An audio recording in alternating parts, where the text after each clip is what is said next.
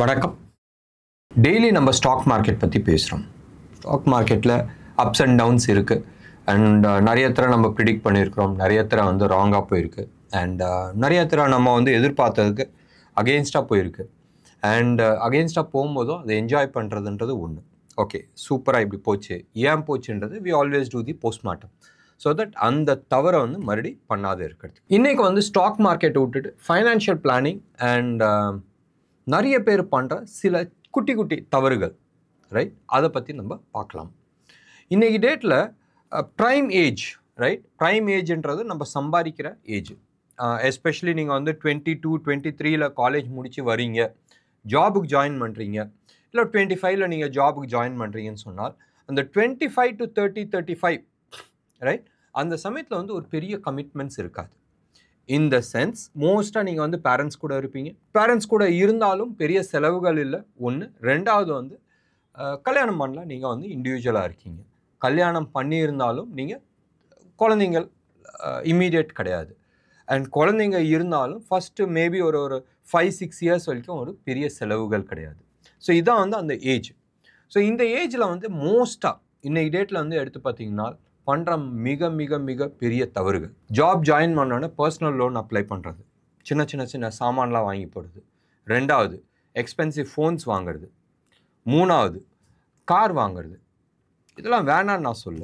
அடுத்தது வந்து மேஜராக இந்த நேம் ஆஃப் சேவிங்ஸ், இந்த நேம் ஆஃப் கிரியேட்டிங் வெல்த், வீடு வாங்குறது.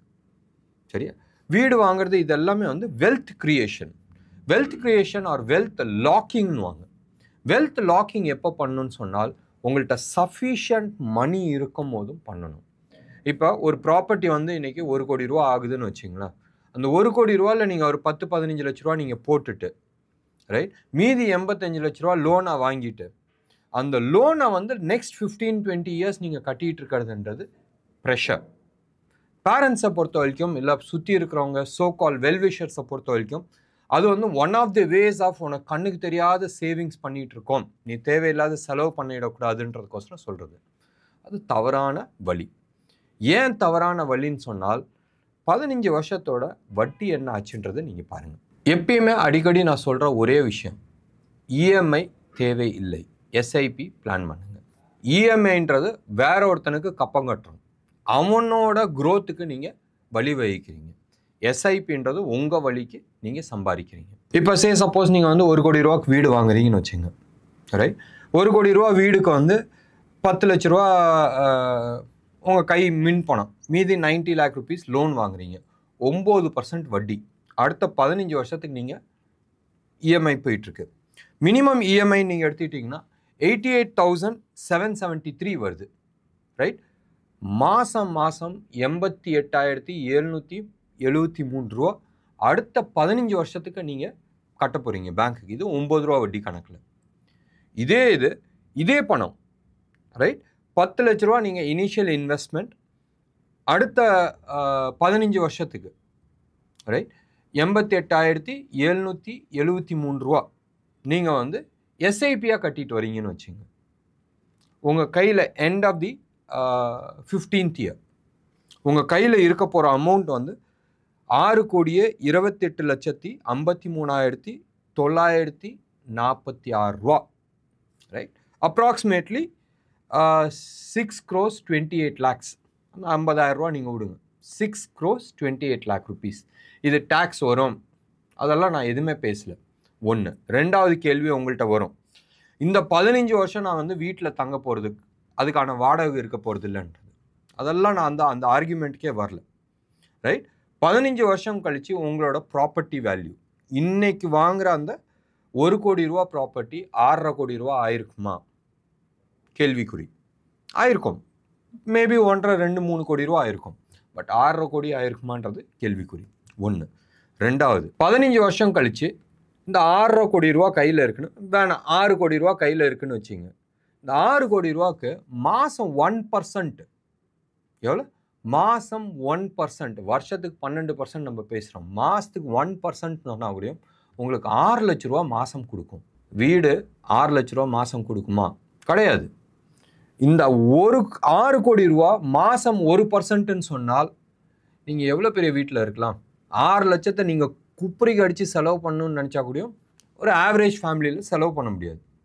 1 லட்ச ரூபா நீங்கள் வீட்டு வாடகை போடுங்க, இன்னும் ஒரு 1-1.5 லட்ச ரூபா டேக்ஸ் போகுதுன்னே வச்சுங்க, கையில் அப்போ கூட ஒரு 3-3.5 லட்ச ரூபா இருக்கும். அடுத்த ஒரு 1.5 லட்ச ரூபா நீங்கள் மற்ற செலவு பண்ணுங்கள். Still you will have 2 lakh rupees to save.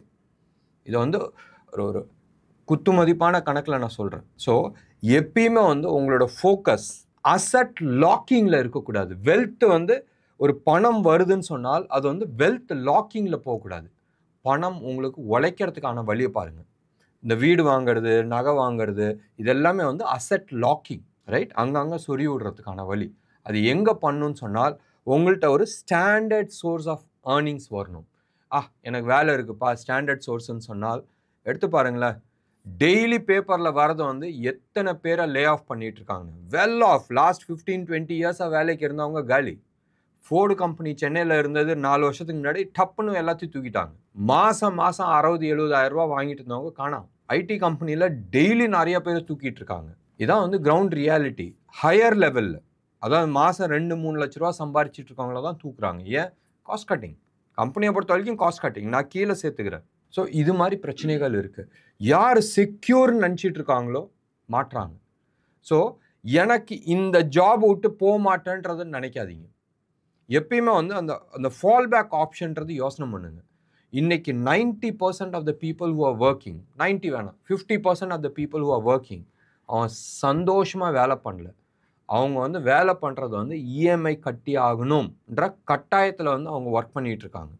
பிடிக்காத வேலை பண்ணுறவங்க நிறைய பேர் இருக்கிறாங்க. அப்போ இதுக்கு சொல்யூஷன் என்ன? முடிஞ்ச அளவுக்கு, மறுபடியும் நான் சொல்கிறேன், முடிஞ்ச அளவுக்கு எப்போல்லாம் உங்களுக்கு பாசிபிலிட்டிஸ் இருக்கோ, ஒன்று. ரெண்டாவது, when you are young, commitments கம்மியாக இருக்கும் போதும் நீங்கள் அசட் கிரியேட் பண்ணாதீங்க. You try creating a corpus fund. Minimum corpus fund 1 to 5 crores அந்த மாதிரி கார்பஸ் ஃபண்டை நீங்கள் கிரியேட் பண்ணுங்கள். இந்த கார்பஸ் ஃபண்ட்லேருந்து வர ரிட்டர்ன்ஸ் இருக்குல்ல, 15 வருஷம் 89,000 ரூபா நம்ம மாதம் மாதம் கட்டிட்டு வந்தால் இந்த 6.5 கோடி ரூபா வருதுன்றோம். இந்த 6.5 crore should be a source of money for other investments. அப்படி தான் நீங்கள் வந்து பிளான் பண்ணணும். அப்போ இந்த corpus will take care of all your things. அது ஹாலிடேவாக இருக்கட்டும், வீடு வாங்குறது இருக்கட்டும், நகை வாங்குறது இருக்கட்டும், எது வேணா இருக்கட்டும். ஆனால் எப்பயுமே உங்களோட ஃபோக்கஸ் வந்து இந்த கார்பஸ் ஃபண்டை க்ரியேட் பண்ணுறதுக்கான ஐடியாவாக இருக்கணும், ஒன்று. ரெண்டாவது, இந்த கார்பஸ் ஃபண்ட் க்ரியேட் ஆனதுக்கு அப்புறமா இதிலிருந்து என்ன வருமானம் எப்படி எடுக்கணுன்றது பிளான் பண்ணணும். இந்த கார்பஸ் ஃபண்டை குறையாத இருக்கிறதுக்கு என்ன வழின்றது பார்க்கணும். இதை நீங்கள் பண்ணிட்டீங்கன்னு சொன்னால் மற்றது எல்லாமே வந்து ஈஸியாக க்ரியேட் பண்ண முடியும். இதுதான் வந்து பேசிஸ் ஆஃப் இன்வெஸ்ட்மெண்ட்டாக இருக்கணும். ஒரு செடி வளர்ந்து வருதுன்னா அடிக்கடி நான் சொல்கிற விஷயம், செடி வளர விட்டும், மரமாகட்டும். மரமாக ஆனதுக்குமா அதில் எவ்வளோ வேணாலும் நீங்கள் பறிச்சிக்கலாம். செடியாக இருக்கும் போதும் இல்லை சின்னதாக இருக்கும் போதும் நீங்கள் பறித்தா அது எப்பயுமே செடியாக தான் இருக்கும். நீங்கள் சம்பாதித்திட்டு இருக்கும் போதும் நீங்கள் வந்து வெல்த் க்ரியேட் பண்ணுறீங்கன்னு சொன்னால் அந்த வெல்த்தில் வந்து உங்களுக்கு ரிட்டர்ன்ஸ் வராது, கம்ஃபர்ட் இருக்கும், ரிட்டர்ன்ஸ் வராது. எப்பயுமே வந்து ROI கால்குலேட் பண்ணுங்கள். எனக்கு இதிலேருந்து என்ன வரும்? நீங்கள் உழைக்கிறீங்க, ரைட்? நீங்கள் உழைச்சி சம்பாதிக்கிற பணம் உங்களுக்கு உழைக்கிறது கிடையாது. அது ஜாலியாக ஏசியில் உட்காந்துட்டு வருஷத்துக்கு 5%, 3%, 4% கொடுத்துட்ருக்கு. நீங்கள் ஓடிக்கிட்டு இருக்கீங்க.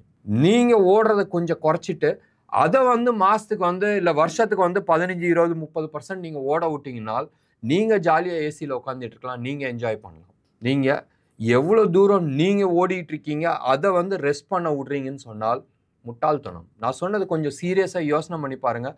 அண்ட் சீரியஸாக திங்க் பண்ணுங்கள்.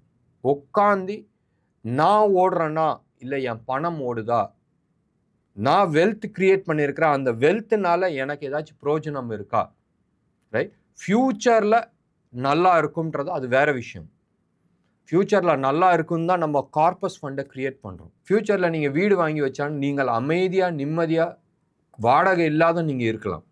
பட் கார்பஸ் ஃபண்ட் இருந்துச்சுன்னா that will take care of much better. நான் சொன்னது யோசனை பண்ணி பாருங்கள். நிறைய பேர்த்துக்கு இந்த விஷயமா வந்து கவுன்சிலிங் தேவைப்படுது, ரைட்? என்கிட்ட நிறைய விஷயங்கள் இருக்குது, எனக்கு இது க்ரியேட் பண்ணும், இப்படி பண்ணுன்றது இருக்குது. இண்டிவிஜுவலுக்கு ஃபைனான்ஷியல் பிளானிங் தேவை. ஞாபகம் வச்சுங்க, பணம் சம்பாதிக்கிறது மிக மிக மிக எளிது. ஆனால் அதுக்கான வழிமுறைகள் இருக்குது. வாங்க, உங்களுக்கு சந்தேகம் இருந்துச்சுனால் எங்களோட கால் சென்டருக்கு கால் பண்ணுங்கள். நான் சொன்ன விஷயம் எல்லாருக்கும் பொதுவான விஷயம். அண்ட் எங்கே இந்த பணத்தை நம்ம சம்பாதிக்கலாம், எப்படி பண்ணலாம், உங்களோட ஃபைனான்ஷியல் பிளானிங் பண்ணலாம். பட் எப்பயுமே அந்த ரோட் மேப் ரெடி பண்ணி வைங்க. என்கிட்ட தான் வரணும்னு விஷயம், எங்கே வேணாலும் பண்ணுங்கள், பட் ரோட் மேப் ரெடி பண்ணுங்கள்.